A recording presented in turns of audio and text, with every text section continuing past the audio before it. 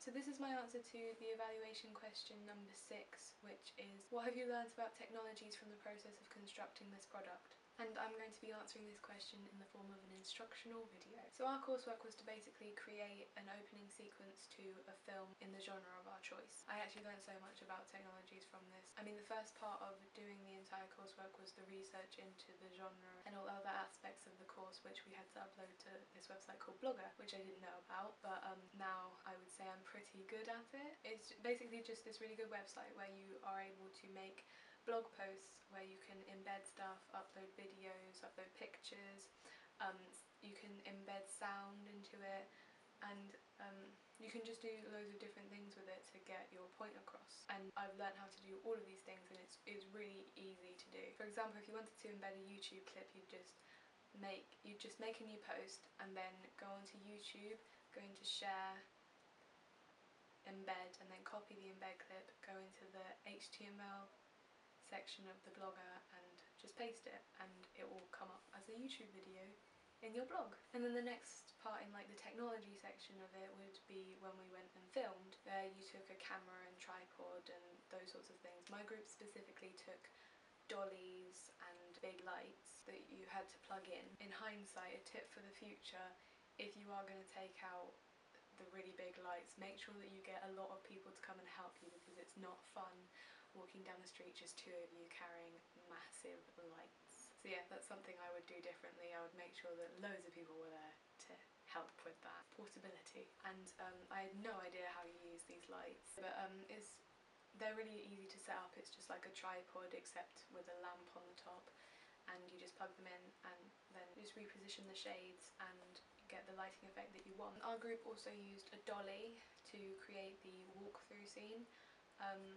If I was redoing that bit as well, I would make sure that we got a track to put the dolly on, because it was going across the floor, which was quite smooth, but there were a few bumps in it that after you've watched the clip a couple of times are quite noticeable. But the dolly is very simple as well. It's just like a triangle, and you just attach the legs of the tripod into it, and then you can move the tripod around quite easily. Okay, and then after we filmed, we went and uploaded up all of our footage onto the editing software, which we started off using Final Cut, which is quite simple and easy to use, but I actually much prefer Adobe Premiere Pro.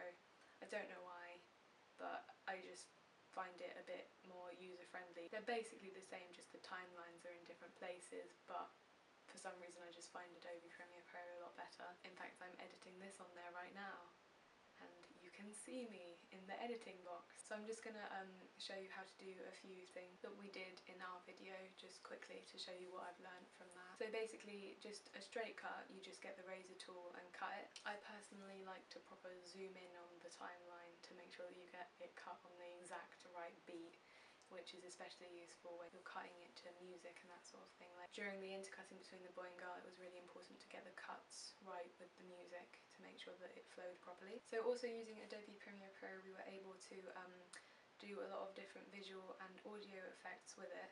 So one of the key visual effects that we managed to achieve was the graphic match, which is actually really simple to do. You just have to get two shots that are either of the same colour object or are the same shape, and then video transitions, and then you go to dissolve and cross dissolve, and they just blend into each other quite simply.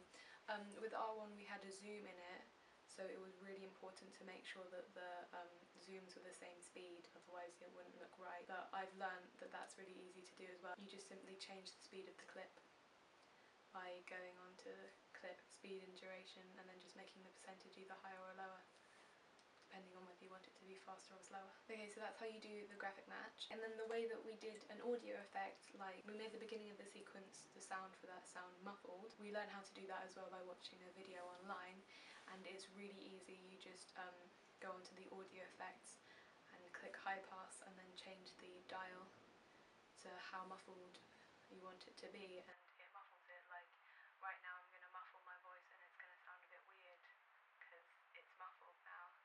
But yeah, it's really simple. So I've just mentioned it, the next part was to create the sound, and we needed to create our own music for the beginning and for other parts of it as well. As a group we struggled a lot with creating the sound on GarageBand, but eventually managed to make a decent sounding track, which is the track that we put at the end. The rest of the tracks we found off copyright-free websites because it was a lot quicker just to do that because we were really time constrained.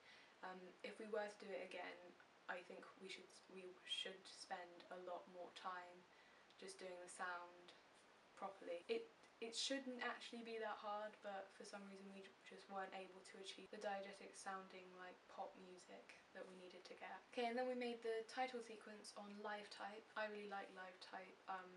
I know the rest of the group didn't really like it, but I think it's quite simple. You just type the words in and then you can change the colour, the font, the style, all of it. And also if you go into the like more advanced thing, you can make the letters closer together or distort them, make some bigger and smaller, and like change the orientation of them, and it just creates a much better look and style to the credits. I'm really quite pleased with how our credits turned out. I did have some experience with LiveType from GCSE, but I hadn't done anything as much as that, and also we made our production company name on LiveType as well.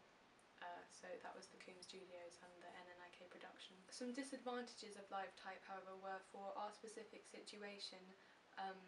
LiveType was only available on the computers in the next door room, so it was really irritating to have to keep running back and forth between the rooms to make sure that it was perfect and the timing was right and everything, because it didn't have it on the specific computer.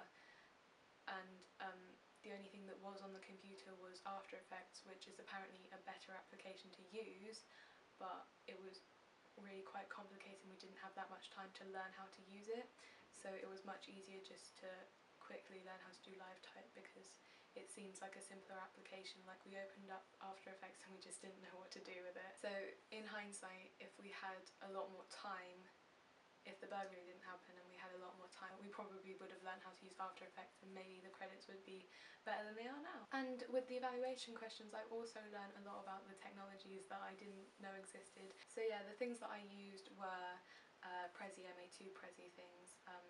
I made a Glogster and a PowerPoint, which I also didn't know that you could do loads of different cool effects with PowerPoint. I thought it was just the simple slide thing, but you can make them fly around just as much as Prezi do actually. I also made a Wix, which I never made before, and it's amazing. I actually love Wix. For a while I had made it, but I didn't know how to embed it into Blogger, but it's really simple to find the embed code and then it's just there and it's easy. So yeah, I've learned a lot about all of the different technologies. I hope that after this video you do too. Thanks for watching, bye!